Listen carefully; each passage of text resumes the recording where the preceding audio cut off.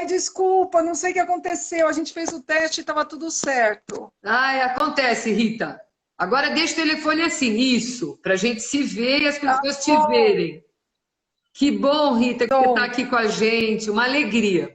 Olha, eu já vou te avisar para que mim como a gente também. está com 15 minutos de atraso e a live acaba com 1 hora, se acabar e a gente tiver tema aqui, porque muita gente já fez muito comentário importante aqui que depois eu vou te passar, a gente pode fechar essa e começar uma outra, mesmo que seja só para encerrar o assunto, tá? Eu acho que é bem importante Combinado. porque assim o tema é um tema muito relevante. Então, agora com a Combinado. participação da professora Rita Garcia, a quem eu agradeço demais a oportunidade de estar aqui conosco, eu gostaria de iniciar a nossa live apresentando a professora Rita Garcia, para quem não a conhece, acho difícil quem não te conhece, Rita, que está interessado nesse tema, mas vamos lá. Então, a professora Rita de Cássia Maria Garcia, ela é docente da UFPR, Medicina Veterinária do Coletivo e Medicina Veterinária Legal. Ela é consultora do Fórum Nacional de Proteção e Defesa Animal, é presidente do Instituto de Medicina Veterinária do Coletivo, antigo ITEC, e da Associação Brasileira de Bem-Estar Animal. Ela é membro da Comissão de Medicina Veterinária Legal do Conselho Regional de Medicina Veterinária do Paraná, tem especialização em saúde pública, bem-estar animal, patologia clínica, homeopatia e medicina de abrigos, que está em andamento pela Universidade da Flórida. E ela é, além de autora de capítulos, também organizadora e autora do livro de Medicina Veterinária do Coletivo, Fundamentos e Práticas, de 2019, que é considerado para todos que trabalham nessa área uma bíblia, porque, seguindo os mandamentos da medicina veterinária do coletivo, foi construído coletivamente. Então, tem mais de 80 colaboradores, é uma literatura única, não comparada a outras, com esse conteúdo, né, que existam. Então, professora Rita, minha querida amiga de 25 anos, é uma honra ter você conosco aqui e espero que a gente possa contribuir muito com o tema que é como lidar com o manejo populacional de cães e gatos em épocas de pandemia. Fique à vontade. Tá, joia. Obrigada, Vânia. É um prazer estar aqui. E eu não vejo as pessoas, né, os comentários, mas não vou nem mexer em nada aqui, que eu estou até Não com mexe em medo. nada que eu vou te contando depois. Você só fala e olha para nós. Pronto. Tá todo mundo feliz de você ter entrado. Então tá bom, eu só vou fazer uma pequena introdução, daí acho legal fazer esse bate-papo mesmo junto com as pessoas, que eu acho que todo mundo tem muito a contribuir, né? As recomendações hoje internacionais, não só de referências na Europa, mas referências também nos Estados Unidos, indicam que os programas de manejo populacional não devem parar, mesmo em tempos de Covid, né? Então acho que isso é o principal. Ficamos um pouco paralisados, a gente não sabia direito como ia se dar essa pandemia e os serviços pararam. Por exemplo, as práticas aqui da residência da UFPR acabaram parando também, os residentes acabaram ficando em casa. Deixa eu só levantar meu cachorro, gente, desculpa. Acabaram parando. E as prefeituras também pararam. Eu acho que isso aconteceu de uma forma generalizada, não só no Brasil, mas no mundo. E começaram em abril, começou a própria coalizão, né, internacional de entidades que trabalham com manejo populacional, começaram já a enviar mensagens que o importante era conversar com os governos para que as atividades não parassem. E começaram a orientar também como fazer nesse momento onde há uma contenção de recursos, onde a gente pode não conseguir luvas ou não conseguir outros materiais a serem usados em castração. Então, já tem muitos vídeos e materiais por escrito, indicando um passo a passo de como a gente pode esterilizar, reutilizar a luva. Eu acho que é uma coisa que a gente não tinha mais pensado nisso, né? Me fez lembrar um pouco de quando a gente começou, em 1995, né, logo depois da conferência Pet Respect, onde a gente se conheceu, eu acho. Várias pessoas Exatamente se isso, conheceram. Rita. Onde a gente se conheceu. A gente conheceu. Eu conheci a Nina Rosa também nessa conferência do Instituto Nina Rosa e conheci também o Marco Ciampi nessa conferência. Então, foi uma reunião de pessoas que depois saíram correndo para pôr a mão na massa. Mas eu nunca esqueço, porque eu tinha muito medo de começar a fazer multirões e a gente não tinha material suficiente. E o primeiro mutirão ia ser dentro de uma escola, dentro de uma comunidade, né, uma favela. E a gente queria fazer mais castrações. E aí eu pedi orientação para os professores lá da USP, o que eu podia fazer. Aí uma professora virou para mim e falou, olha, considerando que a cavidade abdominal é estéril, considerando que agora você não vai pensar na transmissão de doenças, né, que o foco é na castração, você pode usar o mesmo material para 2, máximo 3 animais. Então, se a gente falar isso hoje, é um grande absurdo, mas naquela época foi a saída que a gente encontrou para poder fazer os mutirões, né, com mais de 100 animais, usando o pouco material que a Secretaria de Taboão já tinha comprado. E hoje, eu olhando as orientações do ICAM e de outras entidades, eu vejo que a gente retornou um pouquinho e reutilizando esses materiais. Então, eles estão ensinando a reutilizar a luva, como você tira a luva suja, para depois ela ser limpa, ser esterilizada. Então, eu acho que é um grande aprendizado, a gente vai ter que deixar de lado um perfeccionismo que a gente já tinha atingido, né?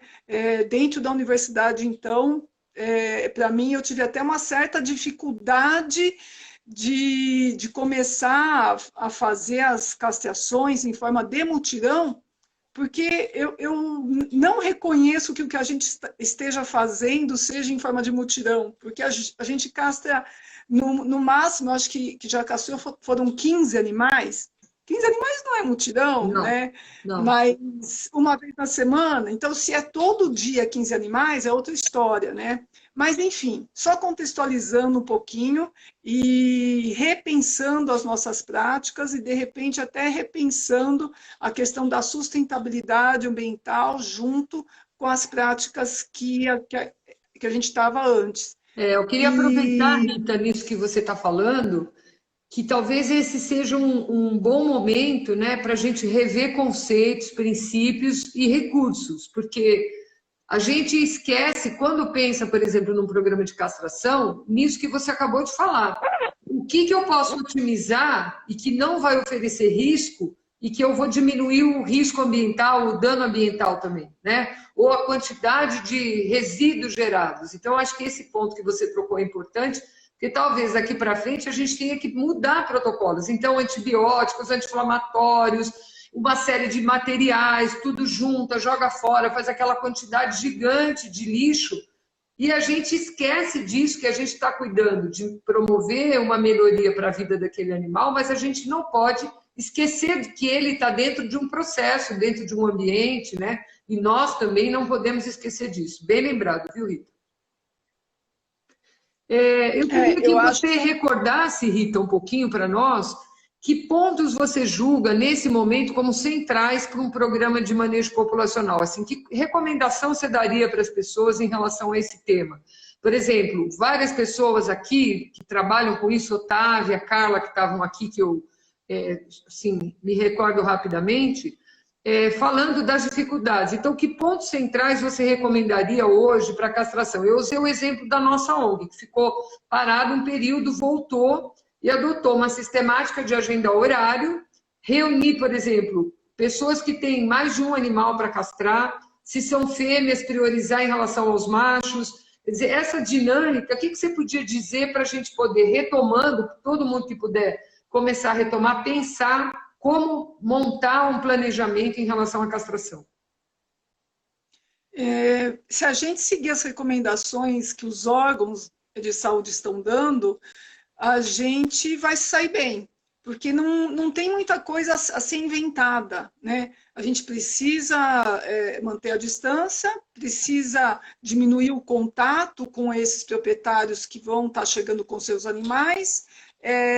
Então, fazer um agendamento, fazer um fluxo da entrada, da espera dessas pessoas, isso mesmo que você já implantou na ONG. Então, esses cuidados básicos que os estabelecimentos estão seguindo, a gente tem que seguir agora no programa de castração. Eu acho que o mais importante é colocar as pessoas para estarem juntos, montando os protocolos juntas. Um exemplo, o Hospital Veterinário da UFPR, ele está fechado ainda, né? Desde do dia 17, eu acho que de março, ele fechou.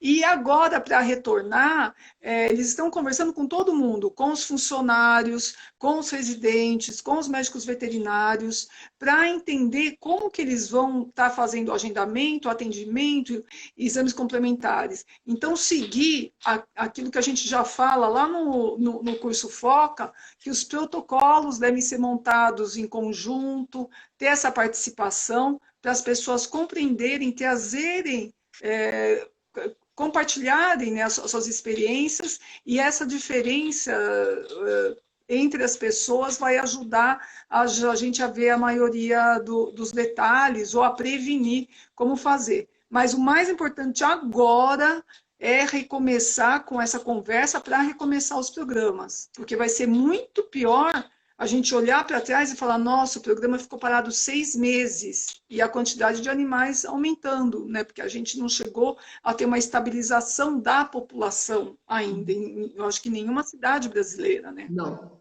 Rita, algumas pessoas colocaram aqui agora, se você acha que castrar os machos nesse momento seria preferível do que fêmeas, e também que você falasse um pouquinho sobre a castração química.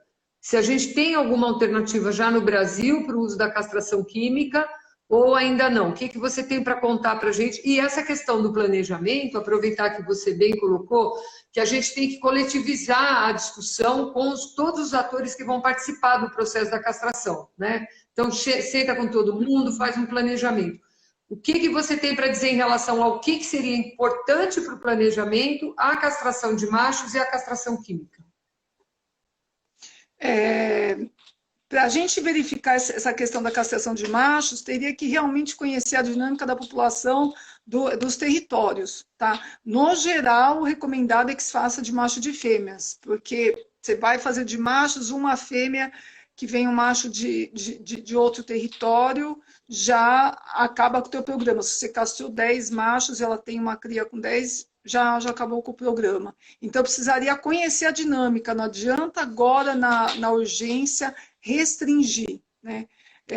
Se é pela questão, talvez, de materiais e de recursos, talvez o foco fosse ao contrário, fosse a gente colocar o foco agora nas fêmeas, mas realmente nesse momento seria importantíssimo os municípios terem as suas estimativas, saberem com que eles estão lidando, quantas fêmeas eles têm, quantos machos, qual que é a idade, quais são as fêmeas que estão no auge da fertilidade. Então, colocar um foco, né, nessas populações, subpopulações principais. Mas acho que são poucas ainda as cidades que têm essa estimativa e que fizeram esse estudo, né, de modelagem matemática, enfim. Então, quem tem interesse, tem o grupo da USP, né, do Laboratório de Epidemiologia e Bioestatística, que trabalha muito com isso.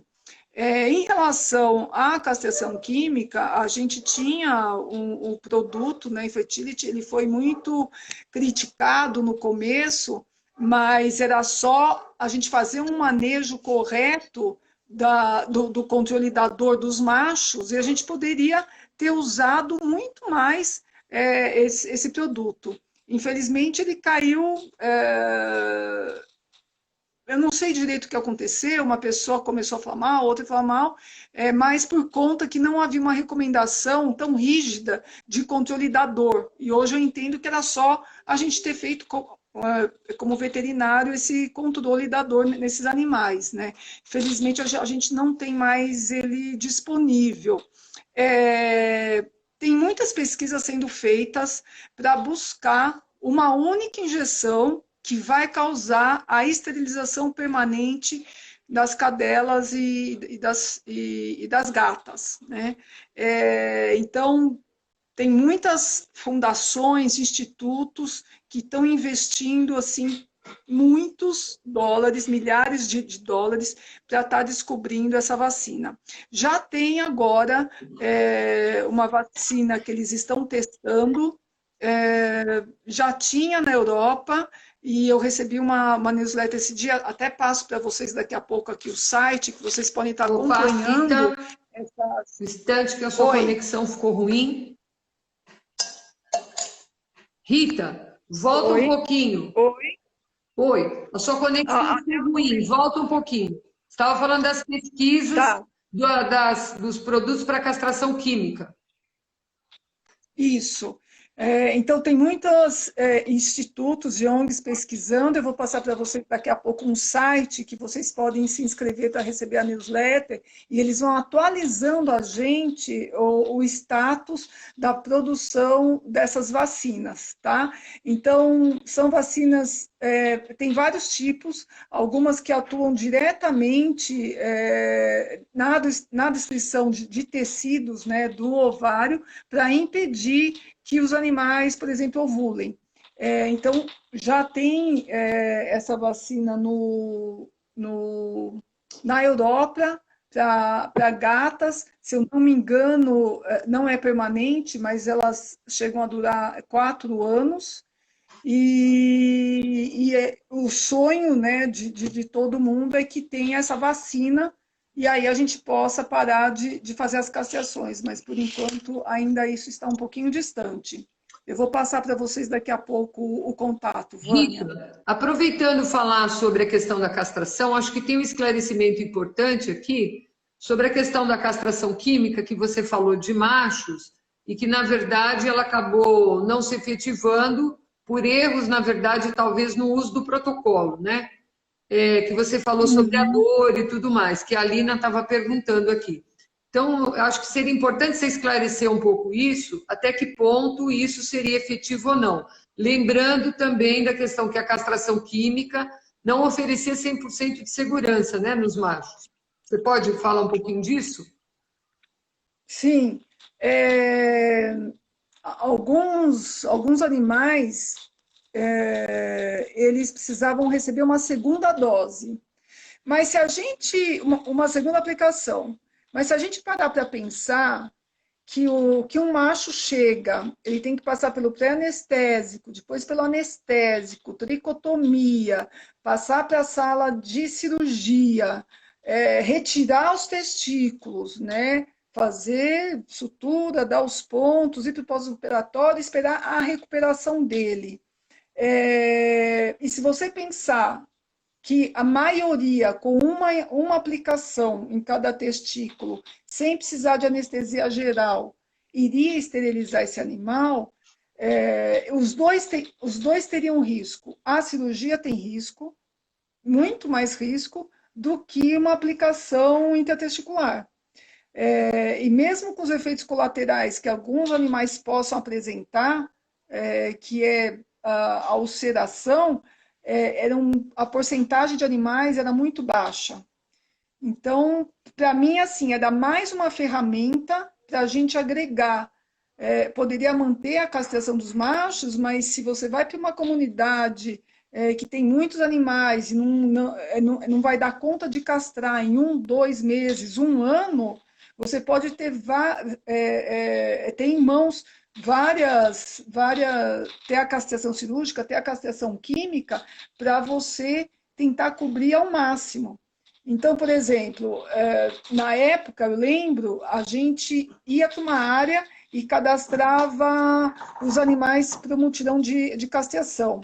Só que as vagas eram preenchidas muito rapidamente. Eu lembro que em uma das áreas, a gente fez em um domingo 220 animais, e ainda sobraram muitos animais para serem feitos em uma única área. Então, o que, que a gente fez? A gente voltou lá, porque o próximo mutirão seria só em 2 meses, nós voltamos lá, aplicamos anticoncepcional nas fêmeas, agendamos a cirurgia dessas fêmeas, e depois de 2 meses retornamos e fizemos a castração. É ruim anticoncepcional? Ah, sim, ele tinha vários efeitos colaterais. Teve animal que, quando a gente foi castrar, já estava com conteúdo dentro do útero. Mas a gente precisa pensar para onde a gente está indo, quais as ferramentas tem e o que, que vai minimizar o impacto, seja de animais abandonados, seja de aumentar o número de animais esterilizados, né? Então, Rita, Então, eu eu não queria sei se eu aproveitar a consegui. sua fala, que eu achei bem importante que você colocou, que é a questão da gente ter uma caixinha de ferramenta para o manejo populacional de cães e gatos, né?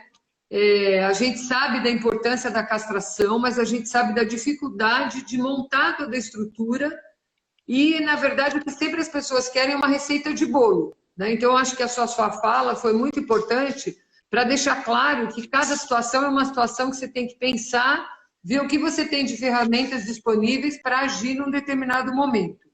E aproveitando essa questão dos riscos, que você falou dos medicamentos, dos controladores reprodutivos químicos, eu queria entrar num outro tema que tem gerado muita polêmica recentemente, que é a questão da castração precoce. Ela já foi uma polêmica no passado e agora, recentemente, alguns trabalhos apareceram, com detalhe que são trabalhos, os que eu conheço pelo menos, de quadros de clínicas veterinárias e não de atividades coletivas, falando sobre os problemas da castração precoce dos cães e dos gatos. Com problemas depois dos animais ficarem com problema de controle de urina e outros problemas. Eu queria que você comentasse um pouquinho sobre a questão da importância da castração precoce. Então, a castração precoce ela é importantíssima, ela é fundamental e uma pequena porcentagem de animais pode ter problemas. Então, o que, que a gente tem que pensar é, a gente vai deixar essa ninhada ser adotada sem ser castrada, porque eu não estou lembrando agora a porcentagem, mas era muito baixa, não sei se era 2%, que os animais poderiam ter incontinência, né? Era mais ou Então, você menos vai isso mesmo, deixar. Rita.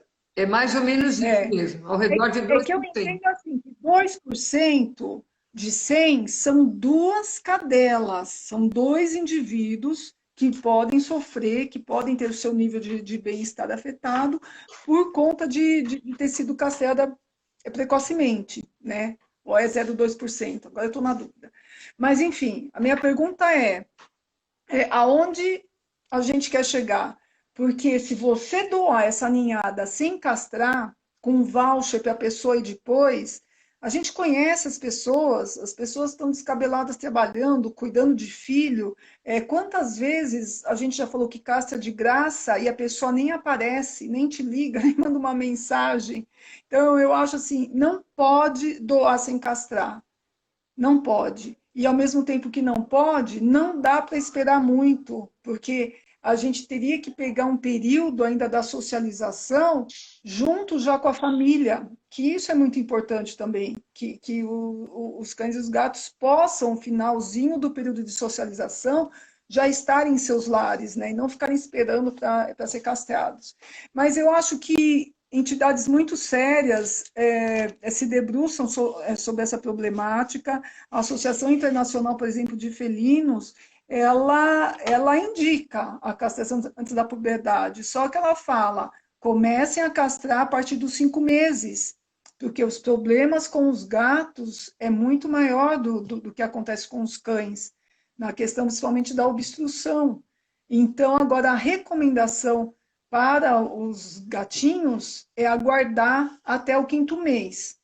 E aí, eu pergunto de novo, você vai doar uma gata para alguém que não tem um carro, para alguém que não tem... Então, tem que ser avaliado tudo para ver como que vai lidar caso a caso. Agora, tem lugares que não tem como você personalizar esse atendimento. Ou você já castra tudo e deixa lá no gatil castrado para adoção, ou você vai ter problemas e vai ter mais gatos lá no futuro, né? Mas a recomendação hoje para felino seria fazer acima dos 5 meses de idade. E para cachorro continua os 2 meses de idade. Rita, eu queria que você colocasse um pouquinho como é que você enxerga isso, que eu sei que você tem acompanhado bem, os problemas de pós-operatório, porque uma questão importante, quando a gente fala de manejo populacional de animais que vivem livres, animais de comunidade, gatos ferais, a gente tem uma grande preocupação com os pós-operatórios, né? Aqui, por exemplo, onde eu moro, em Jundiaí, a gente tem notado um crescimento acentuadíssimo de população de gatos e focos de gatos abandonados em diferentes locais. Eu queria que você contasse um pouquinho, e a nossa grande preocupação sempre é o pós-operatório, porque a gente tem sentido o seguinte, não sei como é que as outras pessoas têm vivido, mas eu queria me estender um pouquinho nessa colocação. Hoje em dia, qualquer pessoa se diz da proteção animal. Não, porque eu sou protetor de animal, porque eu vou levar para castrar. Aí a pessoa vai lá, tira o animal daquela comunidade, daquele local de qualquer jeito, põe uma armadilha, leva, castra, não fazem a identificação do animal e depois o pós-operatório devolve no mesmo lugar. Às vezes o animal nem voltou direito ainda da anestesia e o animal já está naquele local. Então, eu queria que você colocasse um pouquinho também essa questão do manejo populacional para animais que vivem em colônias, sejam ferais ou animais de colônia, em colônias já estabelecidas, por favor. Vânia, as pessoas ficam bravas, quem é cirurgião fica bravo na hora que eu falo isso, mas eu vou falar por experiência própria. O problema, a maioria dos problemas de pós-operatório depende da mão do cirurgião, depende da habilidade da pessoa. Essa história de, ele subiu no sofá e arrebentou o ponto, ele colocou a boca. Por que ele colocou a boca? Será que não é porque está doendo a mais do que deveria doer? Então, quanto você maior o corte, o quanto você mais manipula os órgãos internos, mais dor esse animal vai sentir no pós-operatório. Então, a habilidade, para mim, para diminuir os problemas de pós-operatório, é o principal. Eu odiava fazer cirurgia, eu fui aprender a fazer cirurgia justamente para começar esse trabalho em Taboão da Serra. Fui para fora fazer um tipo de um estágio com o Dr. Maqui na clínica de castração em Los Angeles, em Santa Mônica, e eu, com pouquíssima habilidade, pouquíssima experiência, eu achava que no primeiro dia ele ia me colocar só para olhar, ia me explicar como ele fazia, né? Porque eu acho que um dos aprendizados é você olhar,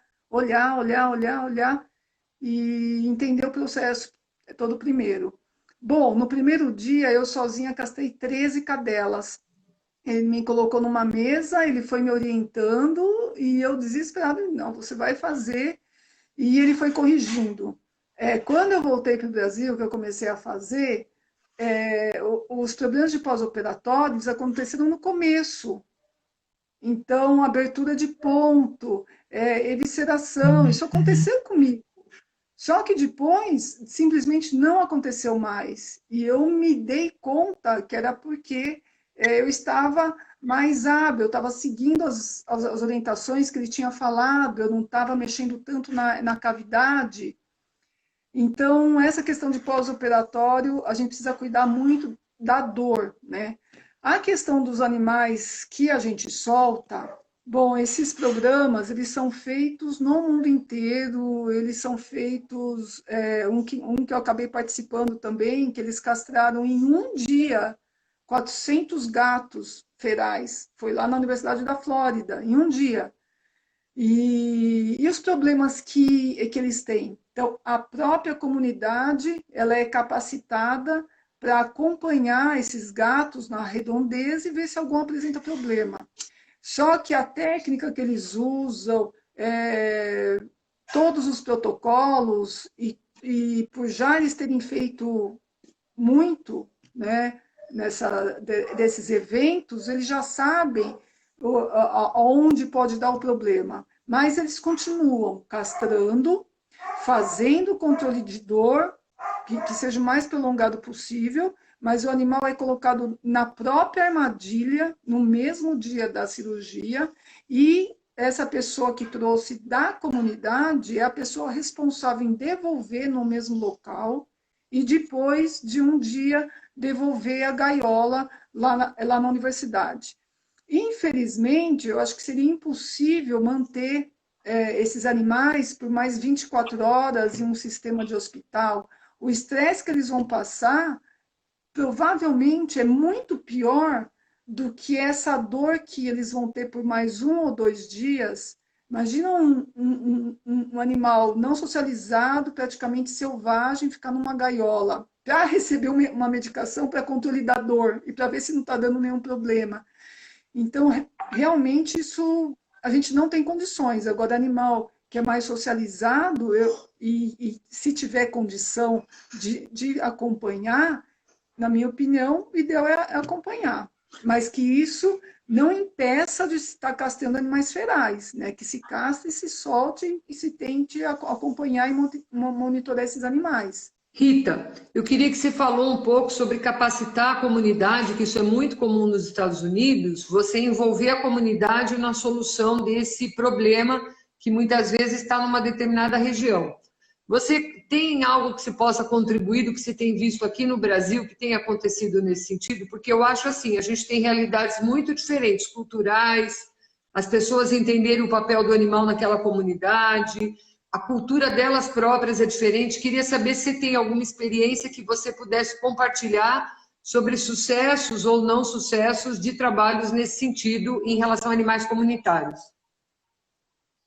Esse da Universidade da Flórida, então, só para a gente fechar, a comunidade ela é bem consciente, ela sabe que tem que castrar e devolver, e a universidade fazia conversas com eles, cursos agendados, e eles têm que ir lá na universidade, pegar a gaiola, deixar um calção, né, pelo aluguel da gaiola, não sei na época quanto que era, não sei se era $20, $50, e quando a pessoa devolvesse a gaiola, eles devolviam esses $50, é só mesmo para que as gaiolas não se perdessem, né? Então, muito comprometimento da comunidade. A universidade já tinha esse histórico desse programa, então, essa parte da comunicação, de envolver as pessoas, é fundamental. Eu acredito que quando a gente fala em programa de manejo populacional, a gente não pode deixar de pensar em ter um comitê gestor desse programa, e um comitê gestor que funcione igual o Conselho Municipal da Saúde, que seja um conselho municipal gestor do programa de manejo populacional, que tenha lá a dona de casa, que tenha a pessoa que não gosta de animais, que não tem animais, que tem o representante da unidade de vigilância zoonose, de protetor, da universidade, de repente de movimentos jovens, enfim, ONGs de proteção ambiental, que seja um comitê mesmo, e que todas as decisões passem por esse comitê, porque eu acho que nessa participação e nas diferentes opiniões e nos conflitos é que vai se encontrar o melhor caminho para os programas ou para as estratégias não caírem em uma armadilha. Então, por exemplo, cidades que não têm ainda uma legislação pertinente, agora que muda prefeito, a gente tem que rezar para o prefeito gostar de bicho. Então, sim, isso não faz nenhum sentido, né? Quando a gente envolve essa comunidade, empodera essa comunidade, quando eles realmente têm as informações necessárias para eles conseguirem votar, dar opinião, a gente também está no caminho da educação e da capacitação. E, ao mesmo tempo, que a gente não vai deixar as coisas retornarem, né, regredirem, ou não, esse prefeito agora não quer usar o Castramóvel, deixa o Castramóvel parado. Então, essas coisas, elas podem ser simplesmente cortadas na raiz quando a gente envolve a comunidade, Eu queria funcionários, aproveitar, enfim. Rita, que você está falando sobre isso. A gente fez uma participação em Minas nesse último final de semana, lá com as meninas da OPA de Ouro Preto, falando sobre estabelecimento de políticas públicas pelos animais, né? Então, eu acho que uma questão importante, inclusive para estabelecer um plano de contingenciamento, por exemplo, nesse tipo de assunto, porque existe uma tendência que nós vamos ter mais pandemias, mais epidemias, mais problemas. Então, a gente precisa evitar que na próxima oportunidade que possa vir a existir, a gente esteja despreparado novamente e ter que enfrentar essa dificuldade, porque com certeza, daqui 1 ano, 2 anos, a gente vai ver que a coisa vai ficar difícil. Então, eu gostaria de lembrar a todos que a nossa Constituição prevê a formação de grupos sociais, de representantes da sociedade em conselhos, que são os que estão garantidos na Constituição. Como a Rita falou, pode ser um comitê, mas se for um comitê, ele tem que estar legalizado dentro da lei municipal também, para ele não acabar na gestão seguinte. Porque eu acho que isso que a Rita falou é super importante, para a gente vencer uma tendência muito forte atualmente, que qualquer político diz que está aí para defender os animais. Para se eleger, eu vou fazer, eu vou acontecer, e depois, na hora que ele ganha, ele esquece aquele assunto, ele não fala mais sobre aquele assunto, né? Então, os conselhos municipais de proteção e defesa animal, eles são fundamentais, mas as pessoas também têm que frequentar, ele tem que ser bem montado, ele tem que ser paritário, para que a gente possa fazer com que os temas sejam tratados coletivamente, não para beneficiar um ou outro, que é o que muitas vezes a gente também vê. Então, acho que isso que a Rita falou é bem importante, envolver a sociedade e a comunidade na solução dos problemas é super importante. E não esquecer de envolver os veterinários, porque, na verdade, a gente também sabe que tem muita discussão dos veterinários que reclamam, então precisa envolvê-los também nessa discussão, né? Rita, nós já temos agora 9 minutos para o encerramento da nossa live. Eu queria que você falasse um pouquinho sobre os programas de adoção nessa época, porque é um dos pontos, né, do programa de manejo populacional, é o programa de adoção. Como é que você enxerga esse programa de adoção nesse momento aqui? Você acha que isso é viável ou não é viável? E outra pergunta que eu queria te fazer é a respeito desse levantamento populacional.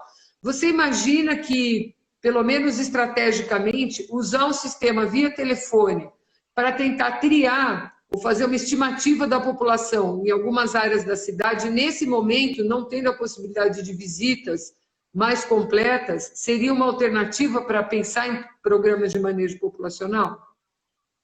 Eu acho que sim, Vânia. Isso já é tão usado, né, em outras áreas, a gente que acaba não usando, né? Eu me Eu lembrei acredito disso na que... sua fala. Queria que você comentasse exatamente isso que você está falando aí. Qual foi a primeira questão que você pontuou A agora? primeira Desculpa. pergunta que eu te falei é sobre os programas de adoção, por favor. O de adoção. Olha, gente, a Vânia comentou, estou fazendo esse curso, né, EAD de medicina de abrigos pela Universidade da Flórida, né, como uma pós-graduação.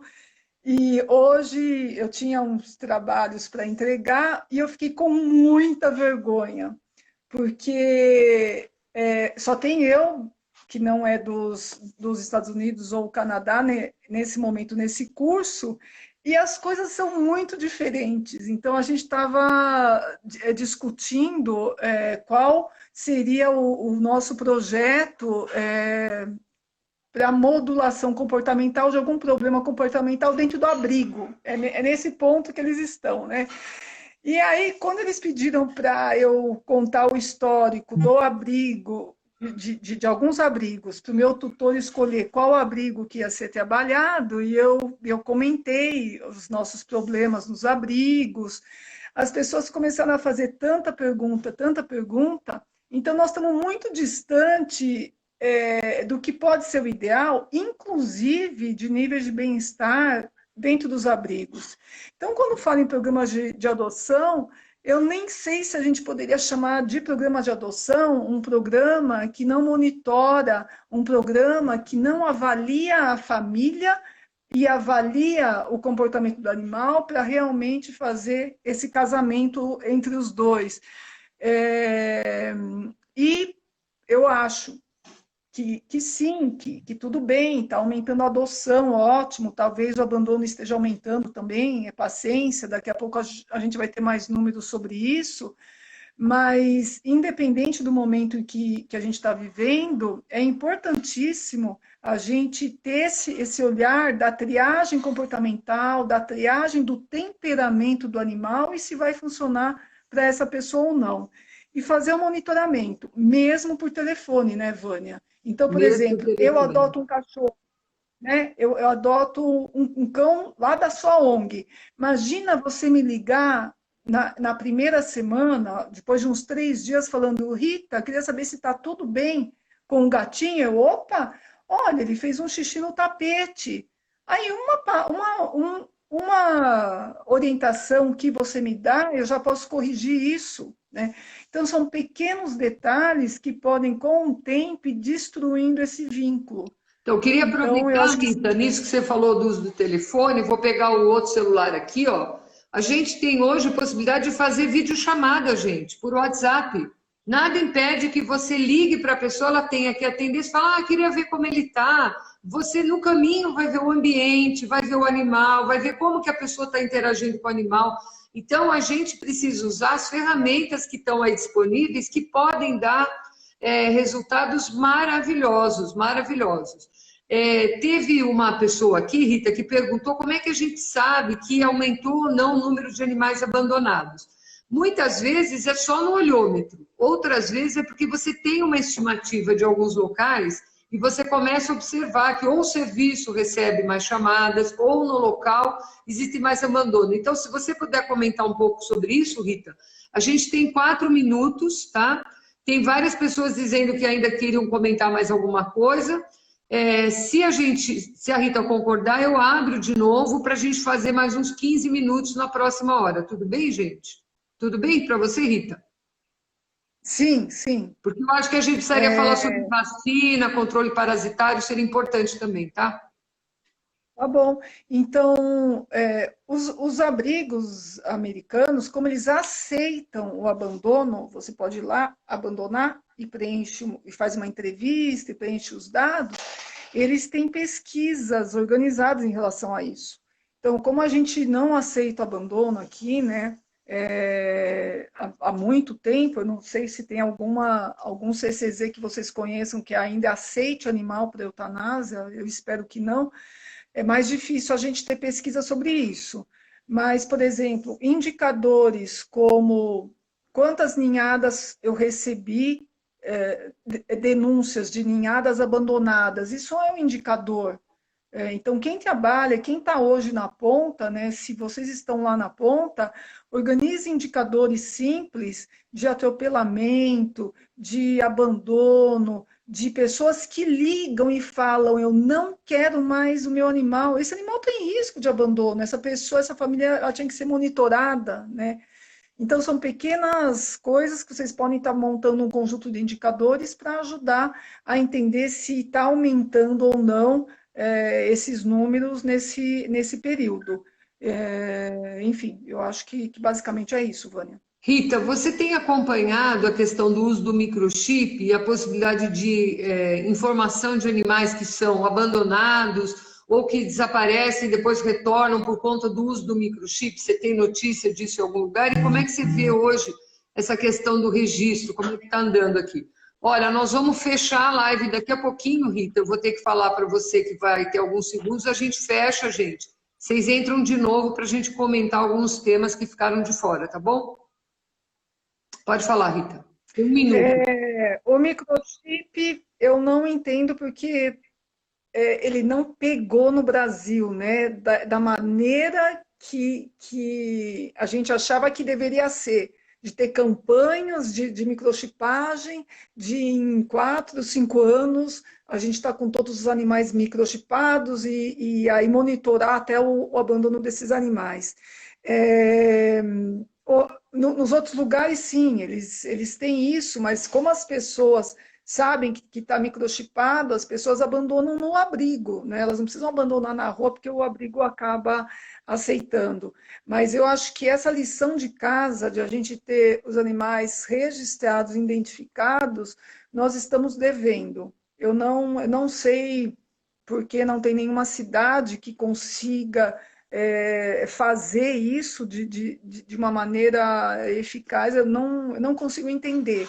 Eu não acho que o problema seja apenas falta de recursos, porque eu não considero um microchip tão caro assim, se pensar nos benefícios que ele traria.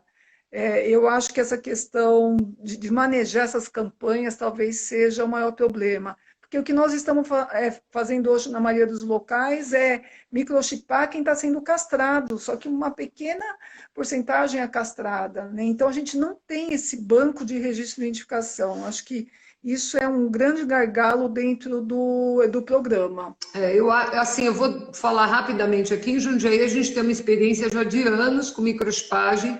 A gente começou microchipando só os animais castrados, então a gente tem um banco de dados importante.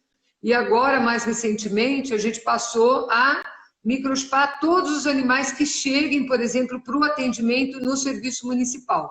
A nossa live vai acabar, gente, daqui um minutinho, olha, 18 segundos, Rita, aguarda um instantinho, tá? Fica por aí, todo mundo volta, que eu vou salvar essa para quem perdeu, várias pessoas perderam, vão poder assistir de novo, tá bom? Faz uma fotinho, a carinha boa, Rita, porque vai acabar.